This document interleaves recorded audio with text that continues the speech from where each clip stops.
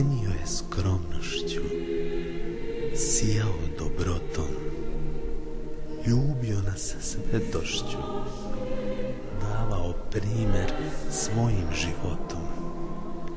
Iz pogleda tog zrače ljubav, mir i blagostanje. Iz osmeha tog, ispod bele brade, čuči blaženstvo naše nade. Za čitav svoj vek molio se za nas, učio ljude kako biti čovek, kako od đavola pronaći spas.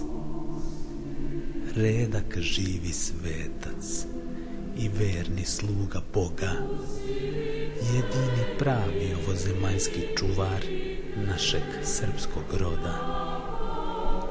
Tvoje upokojenje znači novo rađanje naše, tvoj odlazak svevišnjem molba za izbavljenje naše. Tako smo ponosni na tebe, dok zastave ljubavi vijore na tronu Svetog Save. Sveće zate gore i zvona zvone kao duhovne pesme stare.